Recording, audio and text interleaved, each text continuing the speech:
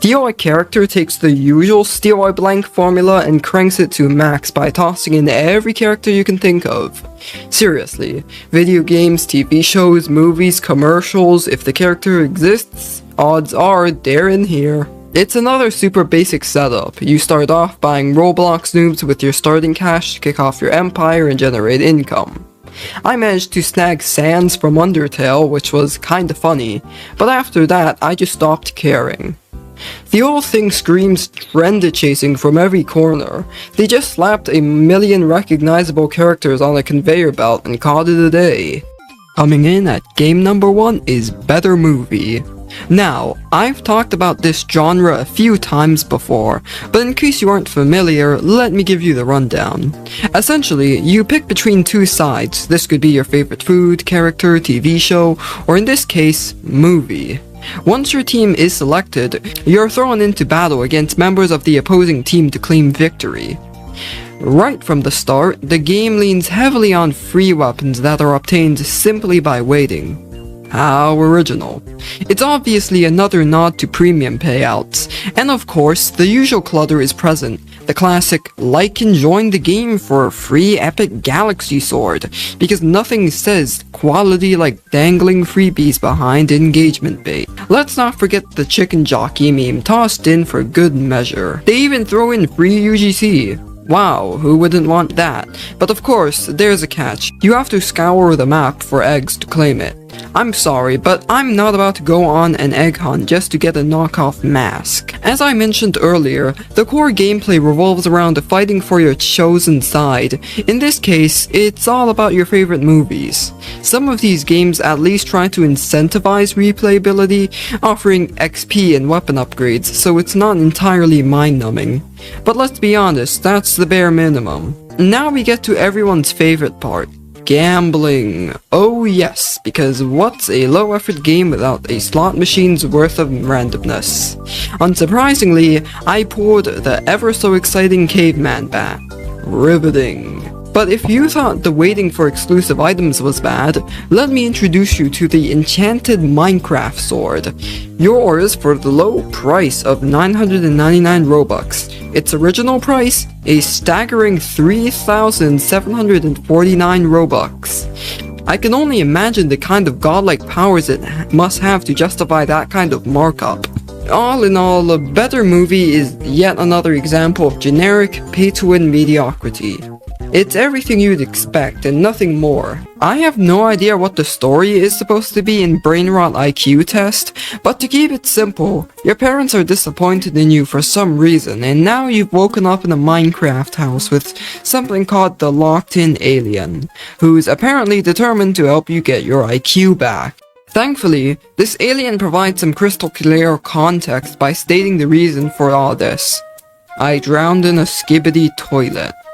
Truly a masterclass in storytelling. After the brief intro, the locked-in alien lets you pick from 3 companions, King Von, Vex, and Ninja. I chose Ninja and set off to reclaim my lost IQ. The alien explains that each story you go through represents progress.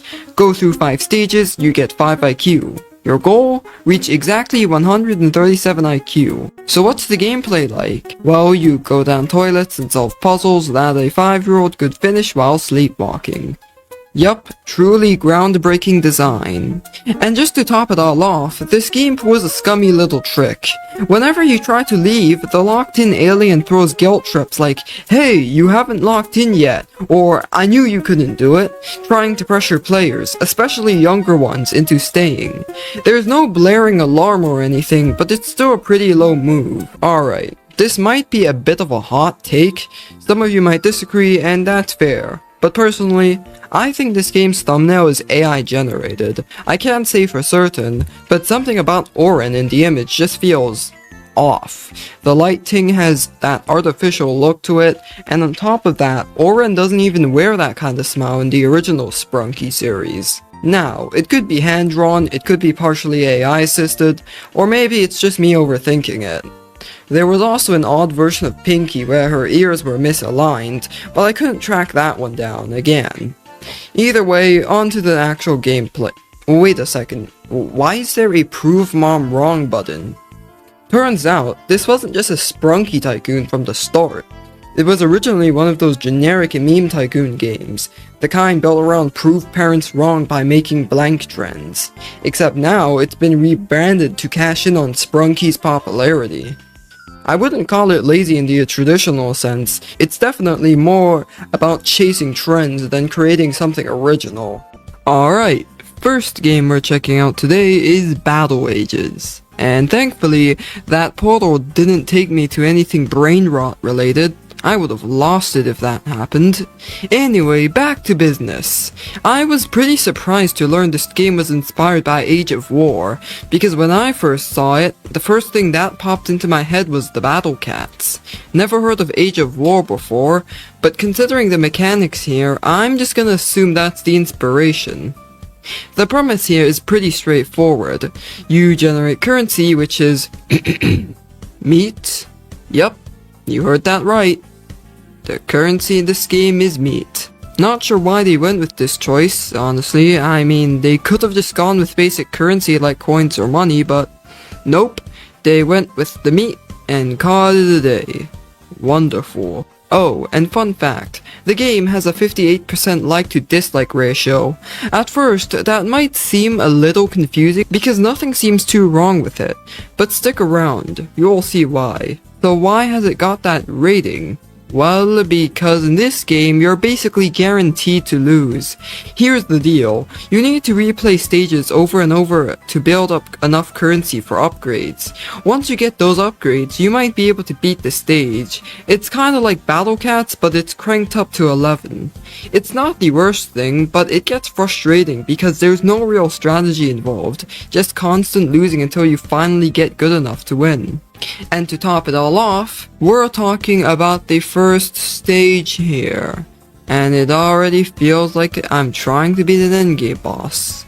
Like, really? Ben, aren't you supposed to be more positive for this video? It's literally the first game and you're already losing it. Oh yeah, right, my bad. Don't worry though, I'll try to stay more positive as we go on. So, in conclusion, while Battle Ages did try, it just feels way too difficult, especially for new players. It's not terrible, but it's definitely not beginner friendly. Next up on the list is Tralala Obby Brain Rot, featuring everyone's favorite blue shark from the Italian Brain Rot. Absolutely wonderful. And yep, it's just another obby, but with Italian Brain Rot slapped on for uniqueness. There's also this short quiz section where you pick which Italian brain rot character would win in a battle or whatever. The answer is painfully obvious, since the entire obby is literally themed around the shark, so just pick the shark and you'll breeze through it. It's that easy. After that, it's just your standard obby nonsense. You can finish all the stages if you really want, but I'm 100% not doing that. Next up is Cartoon Network Game On. Think Theme Park Tycoon too, but with the added twist of choosing a cartoon theme for your park. I went with the amazing world of Gumball and got to work building everything around that.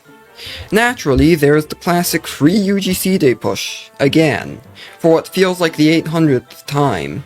Aside from that, the core gameplay is pretty simple. Collect coins scattered across the map and use them to upgrade your park. To be fair, it's actually a decent setup. Watching your theme park come together piece by piece is pretty satisfying. There are also chests that give you decorations, along with coins for more upgrades. All in all, not too bad for a branded game. Now, I already had rock bottom expectations for You Don't Wanna See Me Infuriated, because guess what? It's from the same people who made Joyful Markiplier's Jolly Obby, and given how that disaster went, I knew this one was going to be just as unhinged, and with a 36% approval rating, I was not expecting a masterpiece. Right out of the gate, we've got a violently shaking bridge, and if you're not precise, you're falling straight into the void. But hey, that's not the only thing trying to throw you off, because for some reason, fake Steam notifications kept popping up, telling me someone was playing Terraria. Yeah, no clue what's going on there.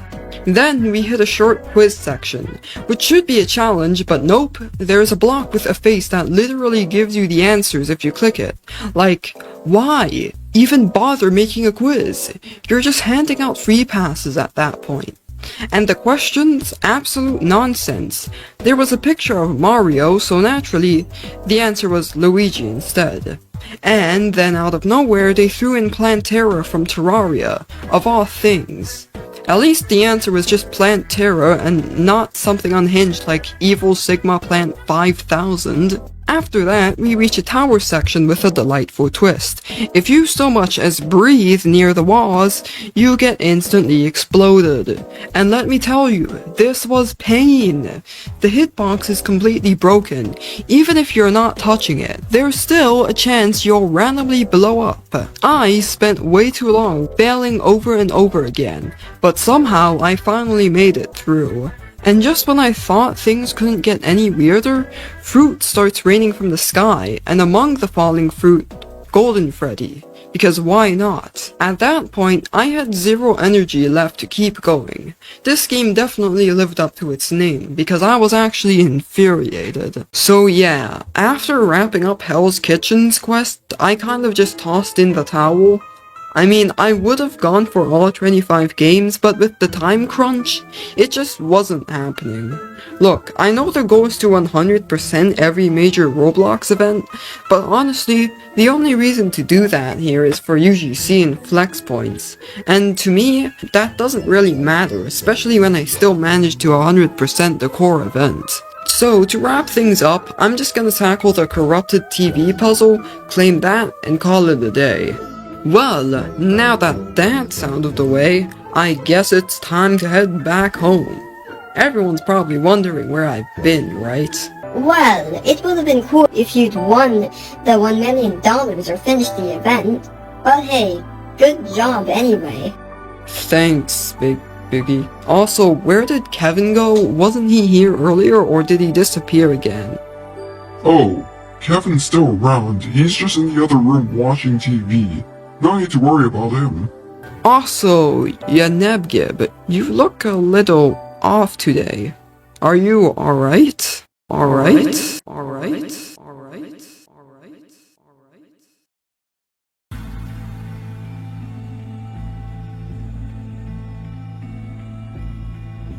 Huh? Where am I?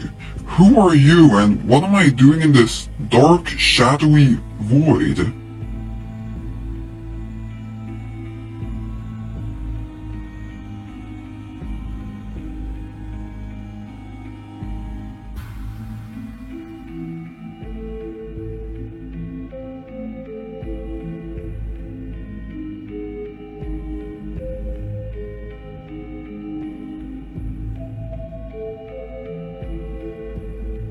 Yes, but you know what?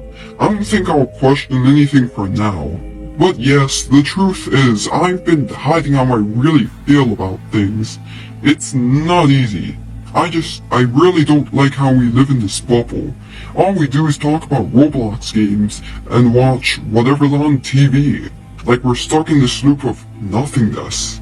It's suffocating. I want a world where we can explore, try new things, meet new people, where we're not just stuck here in purgatory. And I just never wanted to be Ben's strange inverted twin or clone. That's not who I am, and I don't want to be a copy of someone else. I want to be myself, to become someone else. Someone real.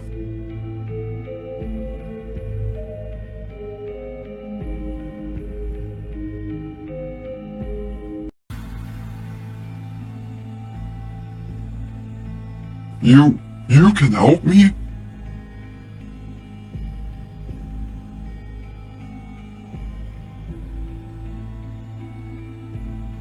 Yes, I do, but how are we going to use it?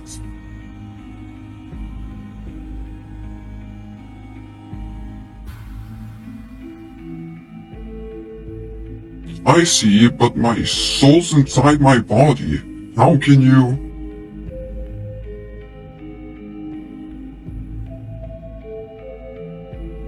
Wait, really? What's the plan?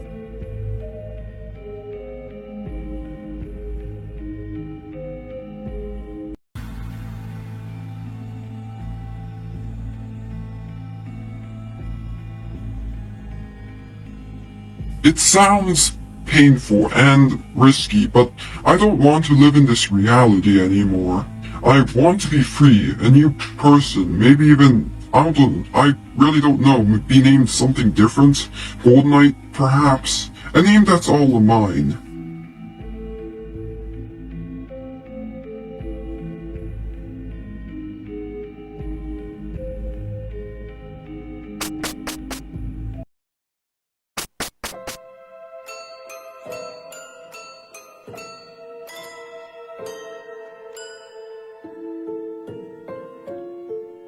Yeah, I'm certain this is what I want.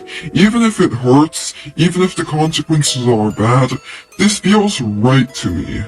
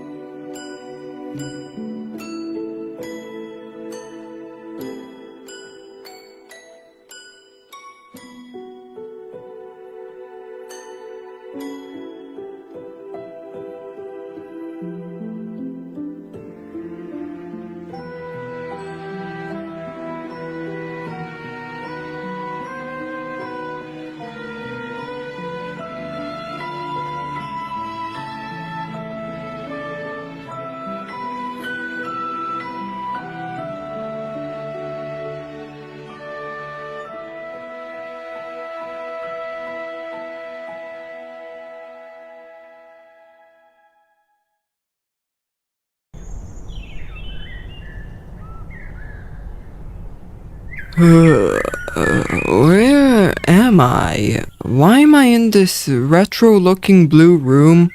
I don't remember being here. Big Biggie, Shin Sonic Meal Line? Anyone? Well, guess not. If I want to get any answers, I should probably look around. Maybe someone's here. How'd all this stuff get here? This doesn't look like my old house at all, and it definitely didn't look like this before. Alright, next room. Let's see what else this place is hiding. There is more? A portal, another TV, a lounge, and even a desk. Although, how am I supposed to make videos if there's no computer? Maybe it's in the next room. Whoa, okay, I don't think I've seen you before. Who even are you? Hi? Hello, what are you doing here? Well, I'm just as confused as you are. The only thing I've done is check my watch to figure out where we are, and apparently, this place is called Bencade City? Huh, that's new. Oh hey, there's a computer here, and it actually looks pretty solid. There's even a green screen setup and a third TV for some reason. You know what? I'm actually kinda liking this place. It's got a cool vibe, and if we've got an entire city to explore, that sounds promising. Also, I don't think you ever said your name. Right, forgot about that. Name's Gold Knight. Good to meet you, whatever your name is. It's Bigby Benny, but you can just call me Ben. And wait a sec, wasn't there someone else here before? Like my inverted twin, is he around? Yeah, I might need to talk to you about that. Huh? What do you mean? So, Ben, to answer your question about your inverted twin, yeah, he's gone. But before you panic, let me explain what happened. Back at the old house we all used to be in, during that conversation we had, something felt off. Like, deeply off. And then suddenly, I was in this dark shadowy void, and there is a blue spirit there. Someone who looked oddly familiar, someone I felt like I'd met before. She could tell I wasn't happy with how things were.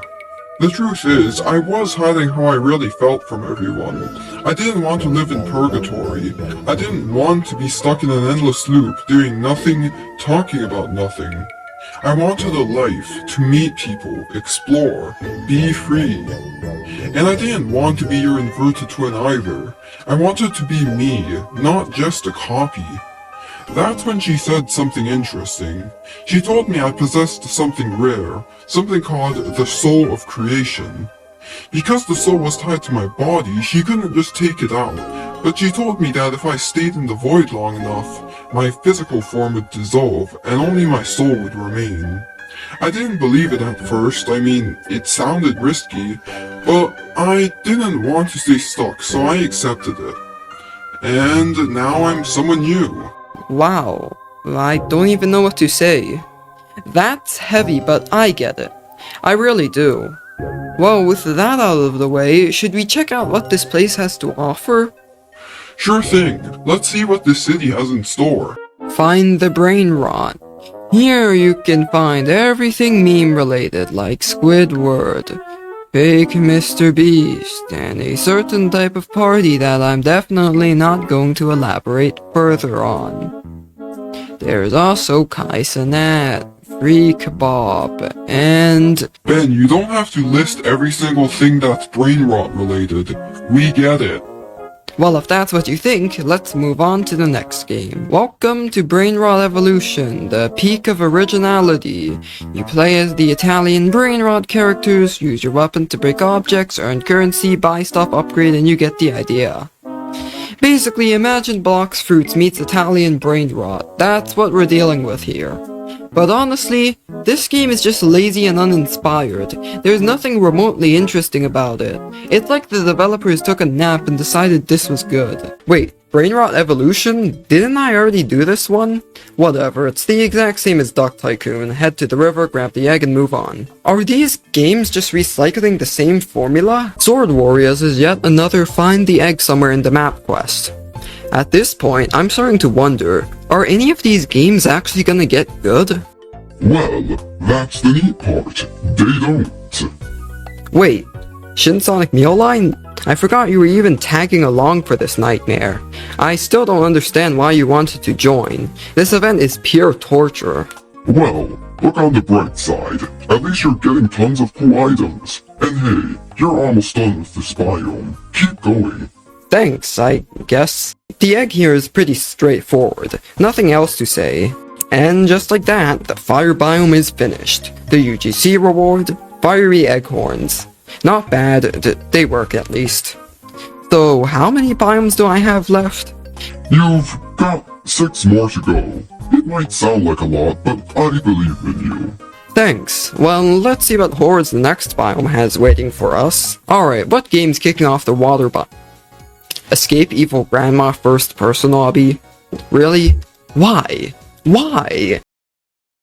Well, I mean, I guess the event was okay. I didn't check it out myself, but seeing all the hate it got, I'm just glad I didn't have to go through the same torture you guys went through. It's been wonderful seeing you all again. However, it's time I take my leave. The path ahead calls to me. Good luck on your future endeavors, and remember, Shin Sonic Meowline will always be more than happy to assist you. Well, it looks like everyone's heading off now, huh? With that said, thank you all so much for watching, and as always, I'll see you all next time.